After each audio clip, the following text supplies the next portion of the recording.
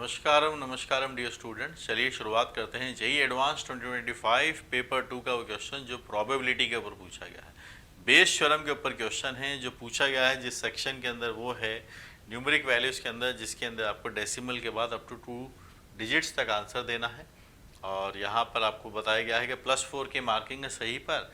जिस exam scenario के अंदर ये पूछा गया है वहाँ पर इसके बारे में इंफॉर्मेशन जानना बहुत ज़रूरी है, किस तरीके से इसकी मार्किंग स्कीम थी। There was no negative marking for this particular question. 0 marks अगर आपने अटेम्प्ट नहीं किया है, फुल मार्क्स अगर आपने +4 से किया है। ठीक है, चलिए क्वेश्चन पर आते हैं और क्या सवाल पूछा गया है उस पर फोकस करते हैं। लाइन बाय लाइन प्रोबेबिलिटी वाले जितने भी क्वेश्चंस होते हैं ना एग्जाम के अंदर, उसको रीड करना, तो हमारी रीडिंग कैपेसिटी, उसको एनालाइज करने कैपेसिटी अच्छी होनी चाहिए। कुछ चैप्टर्स हैं जैसे पीएनसी है, एप्लीकेशन ऑफ डेरिवेटिव्स हैं, वेक्टर 3D है, प्रोबेबिलिटी है, जहाँ पर लैंग्वेज हमें लिखी हुई मिलती है, तो उसको कंक्लूड करना कि जो लिखा हुआ है, कई बार हम जो लिखा होता है कुछ आधा पढ़ते हैं, आधा समझते हैं और कुछ और निकाल के आ जाते हैं, क्योंकि कुछ भी लिख सकते हो, आपके पास ऑप्शंस नहीं है इसके अंदर। बस इतना पता है कि प्रोबेबिलिटी चैप्टर है तो आंसर 0 से 1 के बीच में आएगा। आई होप इतना पता है, हमें पता है ना। हाँ ठीक है, तो प्रोबेबिलिटी है तो आंसर आपका 0 से 1 के बीच में आएगा, बस इतनी इन्फॉर्मेशन है। और डेसिमल के बाद भी आपको अप टू 2 प्लेसेस तक इसका आंसर देना होता है। क्वेश्चन पे आते हैं और एक एक लाइन को डिकोड करते हुए चलेंगे। एक factory has a total of 3 manufacturing units M1, M2 and M3। ठीक है, एक फैक्ट्री में 3 मैन्युफैक्चरिंग यूनिट्स है M1, M2, M3 which produces the bulbs independent of each other. The units M1, M2, M3 produces bulbs in production in proportion of 2:2:1। ये आप देखिए, ये है इंपॉर्टेंट लाइन कि भाई M1 है और जो M2 है और जो M3 है, इनका जो प्रोपोर्शन है वो 2:2:1 का है। ठीक है, समझ गए। इससे हमें कई सारी बातें पता चल जाती हैं। कैसे? तो इसका मतलब अगर वो प्रोडक्ट M1 में बना है, इस बात की प्रोबेबिलिटी 2/5 है, और यही प्रोबेबिलिटी आपकी M2 की भी रहेगी क्योंकि इक्वल है। लेकिन अगर M3 में अगर प्रोडक्शन करना है तो फिर उस बात की प्रोबेबिलिटी 1/5 बन जाएगी। ठीक है, तो इस इंफॉर्मेशन ने ये बातें कंक्लूड कर दी। पहली 2 लाइन लैंग्वेज की खत्म हो गई, क्वेश्चन लैंग्वेज की खत्म हो गई। आगे चलते हैं। It is known that 20% of bulb produce in the factory are defective. पूरी फैक्ट्री की ये 3 यूनिट्स हैं। फैक्ट्री कौन है? फैक्ट्री इनके ऊपर है और ये उसी फैक्ट्री की यूनिट्स है। तो पूरी फैक्ट्री में अगर 20% डिफेक्टिव है, ये बात बोला गया है, तो हम एक इवेंट बना रहे हैं, event D, a bulb is defective, a bulb is defective. तो डिफेक्टिव होने की देखो परसेंटेज दे दें, वो बात वही है कि प्रोबेबिलिटी हमें पता है परसेंटेज 100 के रेस्पेक्ट में दी जाती है। तो यहाँ गिवन है it is known that 20% of bulbs produce in factory are defective. 20% है यानी 20 आउट ऑफ 100, ये हमारे पास डिफेक्टिव का चांस पता चल गया, 1/5 है।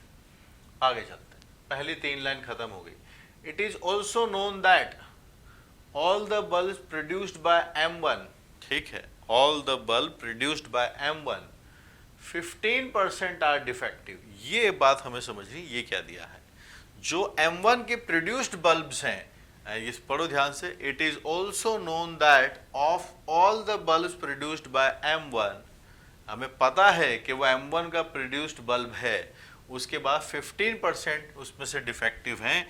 इसका मतलब हम जानते हैं कि वो M1 से प्रोड्यूस हुआ है, तो उसके डिफेक्टिव होने की प्रोबेबिलिटी हमारे पास 15% है, ये दिया हुआ है हमें। ठीक है, so it is known that all the bulbs produced by M1, तो M1 से प्रोड्यूस हुआ है, उसके डिफेक्टिव होने की प्रोबेबिलिटी 15/100 है। Suppose that a randomly chosen bulb produced in a factory, factory मतलब तीनों यूनिट्स के ऊपर है, तो हमें पता नहीं चल पाएगा कहाँ से है। रैंडमली जब हम चूज करेंगे पर होगा इन तीनों यूनिट्स में से कहीं ना कहीं पर ही। If a randomly chosen bulb produced in factory is found to be defective, ये बता दिया गया है कि भाई वो डिफेक्टिव है, तो probability that is produced by M2 is 2/5। ये क्या लैंग्वेज दिया है हमें वो समझिए, ये बता दिया गया है कि वो डिफेक्टिव है, ध्यान से पढ़ना। Randomly chosen bulb produced in factory is found to be defective, Bayes theorem चल रहा है, फाउंड टू बी डिफेक्टिव पता चल चुका है कि वो डिफेक्टिव है।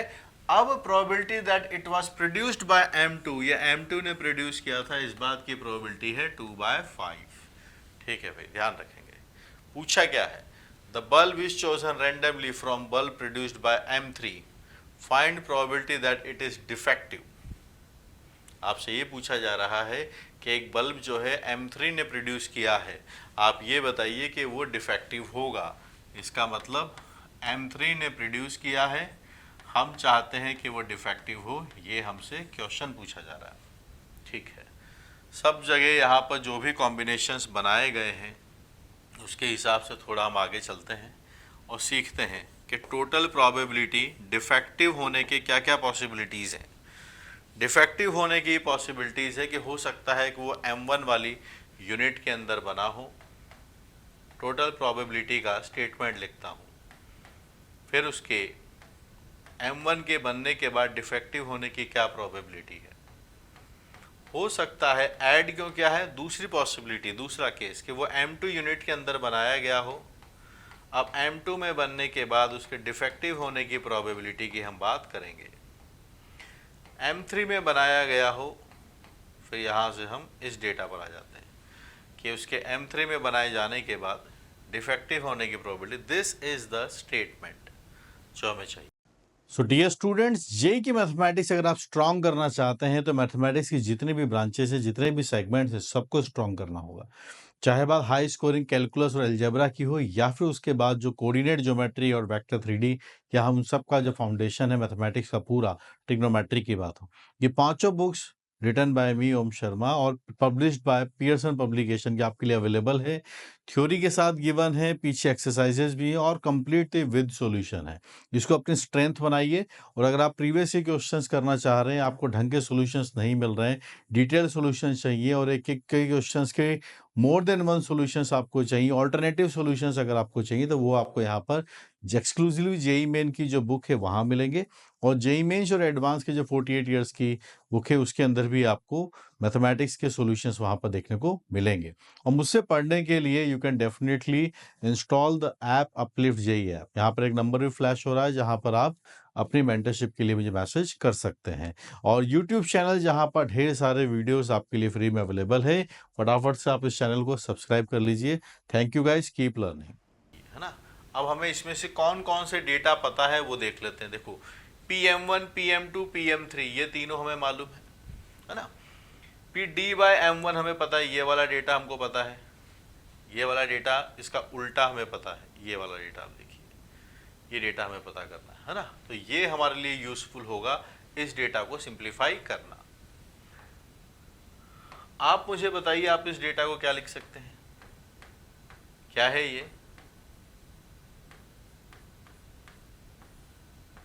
ये लिखा गया है, ठीक है। और यहाँ से मैं इसको कैसे लिख सकता हूँ, ये मुझे अगर पता करना है तो बेसिकली ये क्या है, बेस थ्योरम है। बेस थ्योरम के हिसाब से इसको कैसे लिखा जा सकता है आप मुझे ये बताइए। ऐसे भी आप लिख सकते हैं, दूसरे तरीके से भी लिख सकते हैं। यहाँ पर हमें ये मालूम है कि ये बन जाएगा। और इन तीनों में से कंट्रीब्यूशन किसका है, बेस थ्योरम का स्टेटमेंट ये वाला पिक होगा। सो PD आपके पास से आएगा और यहाँ से आप पहुँचेंगे P/M2 / PD/M2। This is given as 2/5। अब इसमें से हम कौन कौन से डेटा जानते हैं वो रखते हैं। PM2 की वैल्यू है 2/5, ठीक डेटा। यहाँ से मैं इसका डेटा निकालना चाहता हूँ, अपॉन PD का प्रोबेबिलिटी लिखिए, PD की प्रोबेबिलिटी है 1/5 and it is written as 2/5। आप बताइए क्या बना, 5 से 5 चला गया, 2 से 2 चला गया। मेरे पास M2 में प्रोड्यूस होने के बाद उसके डिफेक्टिव होने की प्रोबेबिलिटी मिल गई है, ठीक है, जो एक डेटा में यहाँ से गिवन था बेस थ्योरम से कि भाई D के होने की डिफेक्टिव होने के बाद उसके M2 को बिलोंग करता है। ये है हमारी टोटल प्रोबेबिलिटी। टोटल प्रोबेबिलिटी का स्टेटमेंट पता होता है आपको, है ना। तो डिफेक्टिव कब हो सकता है, वो M1 ने प्रोड्यूस किया हो, M1 में प्रोड्यूस होने के बाद उसके डिफेक्टिव होने के चांस क्या है। दूसरा केस M2 ने प्रोड्यूस किया हो, M2 में प्रोड्यूस होने के बाद उसके डिफेक्टिव होने के चांस क्या है, प्लस M3 ने प्रोड्यूस किया हो और M3 के प्रोड्यूस होने के बाद डिफेक्टिव होने के चांस क्या है, ये है इसकी टोटल प्रोबेबिलिटी। ये हमको गिवन है, ये रहा, PD की वैल्यू 1/5 है। यहाँ पे हमें एक डेटा गिवन एक और था कि वो डिफेक्टिव है, ये पता है, M2 की वजह से डिफेक्टिव है, तो मतलब ये लगाया हुआ है यहाँ पर बेस। ठीक, तो यहाँ पर हमने ये इसका फेवरेबल हो जाएगा, ये डेटा हमने यहाँ से कंप्यूट किया, PD 1/5 है, P ऑफ M2 2/5 है, यहाँ से डेटा अपने पास 1/5 आ गया, है ना। अब हम आते हैं वापस इसके ऊपर, ये डेटा बनाइए, डिफेक्टिव होने की probability is 1/5, P of M1 2/5, P of D by M1, ये डेटा रहा अपने पास 15/100, प्लस ये डेटा हमें निकालना है P ऑफ M2 2/5, ये डेटा निकालना है हमें, ये कहाँ है, वो रहा 1/5, प्लस P ऑफ M3 1/5, और तीसरा डेटा ये रहा कि वो M3 से प्रोड्यूस होने के बाद डिफेक्टिव होने की प्रोबेबिलिटी बताइए। यही वो है जो हमें कैलकुलेट करना है, बस इस इक्वेशन को सॉल्व करेंगे, आंसर आ जाएगा अपने पास। ठीक है, तो बनाओ, क्या बनी बात, यहाँ सब जगह से अगर आप देखें तो 5 को कैंसिल कर सकते हैं, तो 5 gets cancelled out from each term.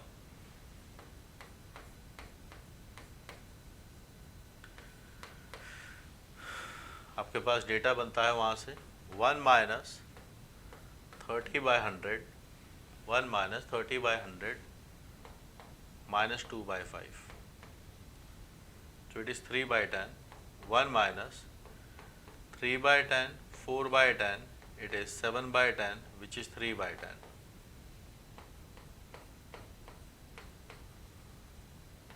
So final answer is guys 0.3. अच्छा सवाल है, बहुत सारे बच्चे इस क्वेश्चन को करके भी आए थे। जिन्होंने प्रोबेबिलिटी चैप्टर, ऐसा चैप्टर इसको बहुत सारे बच्चे छोड़ के जाते हैं, पर जो जेई एडवांस के लिए सिंसियर होते हैं ना, उनको पता है कि ये वो चैप्टर है जिससे काफ़ी ज़्यादा सवाल आते हैं, पूछे जाते हैं, और उसमें फेवरेट टॉपिक इसी का होता है बेस थ्योरम के ऊपर सवाल पूछे जाना। अच्छा सवाल है, बहुत रूटीन वाला क्वेश्चन है, अगर आपने अच्छे से तैयारी की होगी तो ऐसे सवाल आप करोगे, तो डरने की कोई ज़रूरत नहीं है। अगर आप क्लास 12 के स्टूडेंट हैं, इस चैप्टर को करना चाहते हैं अच्छे से, और चाहे ड्रॉपर हैं, 11th क्लास में इसको अच्छे से या 12th में अच्छे से नहीं पढ़ा था, ड्रॉप ईयर में इसको ढंग से पढ़िए। बहुत फ्रेंडली चैप्टर है, बस लॉजिक के साथ चलता है, लैंग्वेज के साथ चलता है, क्या कैसे शब्दों का खेल है, आगे पीछे वर्ड्स कर देने के बाद दिक्कत आती है कि क्या लिखा हुआ है, पर प्रैक्टिस इज़ द किंग। अच्छे टीचर्स अगर आपको पढ़ाने को मिल जाए तो फिर आप इसको अच्छे से कॉन्कर कर सकते हैं विद इन लेस टाइम के अंदर ही, है ना। यू कैन यूज़ माई, आपको बहुत सारे क्वेश्चन प्रोबेबिलिटी के, आपको बेस थ्योरम के क्वेश्चन मेरे बुक के अंदर मिल जाएंगे, so you can use my books for reference, उनको पढ़िए, सब सॉल्व है, और पढ़ते रहिए जेई की प्रिपरेशन के अंदर, डेफिनेटली यू विल इम्प्रूव। और जो डर, पहले बात तो डर खत्म कर दीजिए ना, मन लगा के पढ़ोगे तो सब चीज़ें हो जाएंगी। सो यहाँ पर फाइनल आंसर हमारे पास आ रहा है 0.3। हमने कैसे इसको सॉल्व किया उसके बारे में क्या बताया, हर लैंग्वेज का मीनिंग पढ़ते पढ़ते ही नोट डाउन करते हुए चले। पहली 2 लाइन को यहीं पर क्रैक कर दिया कि भाई ये है तो ये डेटा बन गया, फिर जैसे जैसे लैंग्वेज बोलते गए वो पढ़ते गए। It is known that 20% of bulbs produce in factory are defective, तो फैक्ट्री में डिफेक्टिव है यानी टोटल डिफेक्टिव की प्रोबेबिलिटी पता चल गई, टोटल डिफेक्टिव की प्रोबेबिलिटी पता चल गई। फैक्ट्री तो इनके ऊपर है ना, ये तो तीनों यूनिट्स हैं। फिर एक लाइन लिखी गई, इट इज़ नोन दैट, अच्छा ये पता है हमें, all the bulbs produced by M1 15% are defective, M1 के प्रोड्यूस्ड बल्ब में से 15% डिफेक्टिव है, तो यानी डिफेक्टिव होने की probability when we know that it is produced by M1, तो ये आ गया डिफेक्टिव स्लैश M1 ने प्रोड्यूस किया, ये डेटा अपने पास है। अगला लिखा, suppose that is randomly chosen bulb produced in found to be defective, probability that it was produced by M2, ये बेस थ्योरम है। पता चल चुका है कि डिफेक्टिव है, अब बताइए कि ये M2 ने प्रोड्यूस किया, इस बात की प्रोबेबिलिटी 2/5 है। पता चल चुका है कि डिफेक्टिव है, इसके M2 ने प्रोड्यूस किया, दिस इज 2/5, और ये डेटा हमसे पूछा गया। आई होप इस क्वेश्चन से आपको लैंग्वेज को डिकोड करना समझ में आ रहा होगा। जैसे आप यहाँ पे पढ़िए, randomly chosen bulb produced bulb is found to be defective then it was produced by M2, तो यानी डिफेक्टिव हो चुका है, फिर M2 ने प्रोड्यूस किया है। और पूछा क्या वो देखो, bulb is chosen randomly from the bulb produced by M3, then probability that it is defective। यहाँ क्या है, produced by M3 यानी स्लैश में M3 आएगा, अब पूछा है आपसे कि इट इज डिफेक्टिव, तो फिर ये वाला डेटा आपसे पूछा जा रहा है। टोटल प्रोबेबिलिटी के स्टेटमेंट का यहाँ पर यूटिलाइजेशन किया, इस जगह पर बेस थ्योरम के अंदर एक डेटा आ गया, ये गिवन था, ये निकाला और ये पूछा था। सोच सोच के करोगे सब बातें बन जाएंगी। इसी तरह से पढ़ते रहिए। Thank you so much guys, take care.